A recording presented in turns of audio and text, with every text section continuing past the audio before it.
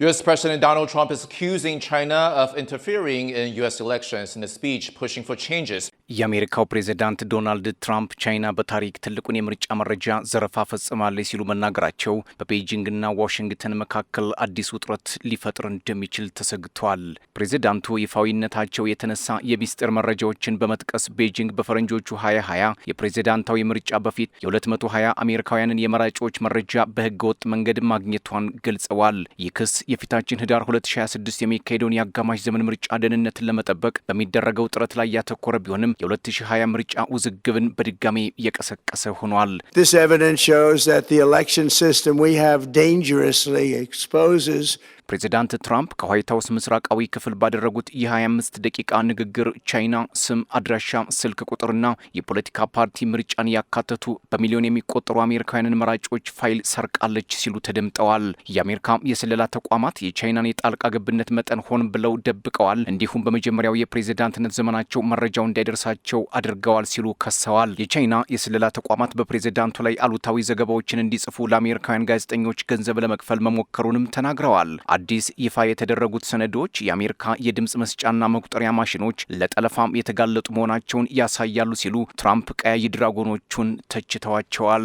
የስለላ ባለሙያዎችና ተቺዎች እንደሚሉት ግን ትራምፕ ቻይና በምስጢር ወስዳለች ያሉት መረጃዎች በአብዛኛው የፖለቲካ ዘመቻ አማካሪዎች በይፋ የሚገዟቸውና በቀላሉ የሚገኙ የመራጮች ዝርዝር በመሆናቸው በእነዚህ መረጃዎች ብቻ የድምፅ ቆጠራን መቀየር አይቻልም። ይህ የቀረበው ክስ በፈረንጆች 2021 ከወጣም የአሜሪካ የስለላ ተቋማት ይፋዊ ግምገማ ጋር ይቃረናል ሲሉ የስለላ ተቋማቱም እየሞገቱ ነው። የስለላ ተቋማቱ በወቅቱ የወጣው ሪፖርት ቻይና በ2020 ምርጫ የቴክኒክ ሂደቶችን ድምፅ መቁጠርን ጨምሮ ለመቀየር የሞከረችው አንዳችም እንቅስቃሴ የለም ሲሉ በሙሉ ድምፅ ማረጋገጣቸውም ይነገራል። የትራምፕ ተቃዋሚ ዲሞክራቶችና የፖለቲካ ተንታኞች እንደሚሉት መጪው የ2026 የአጋማሽ ዘመን ምርጫ ታማኝነት ጥያቄ ውስጥ ለመክተትና ደጋፊዎቻቸውን ለማንቀሳቀስ የተደረገ የፖለቲካ ስሌትና ሴራ ነው በሚል የትራምፕን ንግግር አጣጥለውታል። በዋሽንግተን የሚገኘው የቻይና ኤምባሲ ቃል አቀባይ የቀረበውን ክስ ሙሉ በሙሉ ውድቅ በማድረግ ቻይና በሌሎች ሀገራት የውስጥ ጉዳይ ጣልቃ የመግባት ፍላጎት የላትም፣ በአሜሪካም የፕሬዝዳንታዊ ምርጫ ላይ ፈጽሞ ጣልቃ አልገባችም፣ ወደፊትም አታደርገውም ሲሉ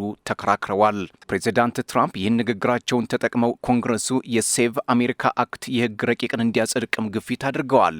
Trump is pushing the U.S. Congress to pass a stalled bill that would tighten voting requirements. ይህ ህግ ለመራጭነት ለመመዝገብ የአሜሪካ ዜግነት ማረጋገጫ ማቅረብን ግዴታ የሚያደርግ ሲሆን በሴኔት ውስጥ ከፍተኛ የፖለቲካ ውዝግብ እያስነሳም ይገኛል። ፕሬዚዳንት ዶናልድ ትራምፕ በአገሪቱ የምርጫ መሰረተ ልማት ላይ ያሉ ተጋላጭነቶችን በዝርዝር የሚያሳዩና ከምስጢርነት የተሰረዙ የስለላ ሰነዶችን ይፋ ማድረጋቸውንም አስታውቀዋል። ፕሬዚዳንቱ አሁን ያለው የምርጫ አደረጃጀት ስርዓት እጅግ አስከፊ የሆኑ ጉድለቶች ያሉበትና ለሳይበር ጠለፋ በእጅጉ የተጋለጠ መሆኑንም ከመናገር አልሸሸጉም። ማንኛውም አሜሪካዊ ድምፁን ሲሰጥ ያ የሰጠው ድምፅ በትክክል እንደሚቆጠርለት የማወቅ ሙሉ መብት አለው ሲሉ ተከራክረዋል። ዶናልድ ጄ ትራምፕ in 18 states have been bought, stolen or hacked by China. ፕሬዝዳንቱ ንግግር በሚያደርጉበት ወቅት ዋይት ሀውስ ከድረገጹ ላይ ሊወርዱ የሚችሉ 4 የሰነድ ጥቅሎችንም ይፋ አድርጓል። ከመጀመሪያው የሰነድ ጥቅል የተገኙ ዝርዝር መረጃዎች ከፈረንጆቹ ጥር 20 እስከ ሰኔ 26 ባለው ጊዜ ውስጥ የተዘጋጁ የስለላ ግምገሞችና ሪፖርቶች እንደሚያሳዩት ቢያንስ ሩሲያ፣ ቻይና፣ ኢራንና ሰሜን ኮሪያን ጨምሮ የአሜሪካ ባላንጣ ናቸው የሚባሉት እንዲሁም መንግስታዊ ያልሆኑ ቡድኖች የአሜሪካን የምርጫ መሰረተ ልማት የማበላሸት አቅም እንዳላቸው ያሳያል። ይፋ የተደረጉት ሰነዶች በተለይ ማዕከላዊ የመራጮች ምዝገባ፣ የኤሌክትሮኒክስ መራጮች መመዝገቢያ ደብተሮችና ይፋዊ የምርጫ ድረገጾች እጅግ ተጋላጭ መሆናቸው ለይተዋል። ሰነዶቹ በፈረንጆቹ 2020 በቬንዙዌላ የምርጫ ወቅት የድምፅ ውጤቶችን በዲጂታል መንገድ ለመቀየር ታስቦ ነበር የተባለውን የቬንዙዌላ ሴራ የሚመለከት የስለላ መረጃንም አካተዋል። በአሜሪካ የስለላ ተቋማት ውስጥ የሚገኙ የዲፕ ስቴት አባላት በበኩላቸው ቻይና በምርጫ ላይ የፈጸመችውን አስከፊ ጣልቃ ገብነት መጠን የሚገልጹ መረጃዎችን ሆን ብለው ለመደበቅና አሳንሰው ለማሳየት ሰርተዋል ሲሉ ከሰዋል። ዶናልድ ትራምፕ የቻይና የስለላ ድርጅት በፕሬዝዳንቱ ላይ አሉታዊ ዘገባዎችን እንዲጽፉ ለአሜሪካውያን ጋዜጠኞች ገንዘብ ለመክፈል መሞከሩንም ገልጸዋል።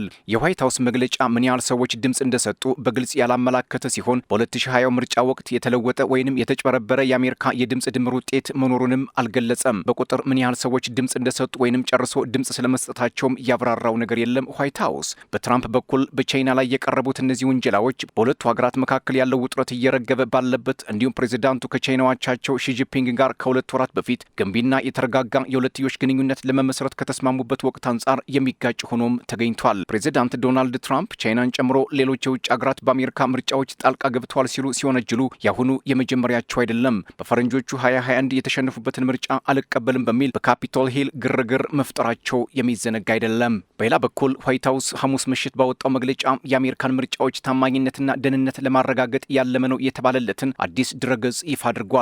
ድረገጹ የትራምፕን ውንጀላዎች የሚደግፉና ከዚህ በፊት በምስጢር ተይዘው የቆዩ በርካታ የስለላ ሰነዶችንም አካቷል። አሁን ላይ ትራምፕ በቤጂንግ ላይ የሰነዘሩት ጠንከር ያለ ክስ በሁለቱ ታላላቅ ሀገራት መካከል ያለው ዲፕሎማሲያዊ ግንኙነት መሻሻል እያሳየ በነበረበትና ሁለቱ መሪዎች ከሁለት ወራት በፊት ገንቢና የተረጋጋ የጋራ ግንኙነት ለመፍጠር ስምምነት ላይ ደርሰው በነበረበት ሰዓት ላይ መሰማቱ ምናልባት በዋሽንግተንና ቤጂንግ መካከል አዲስ ውጥረት ሊፈጥር ይችላል የሚል ትርጓሜ እንዲኖር አድርጓል። The People's Republic of China carried out what is believed to be the largest compromise of election data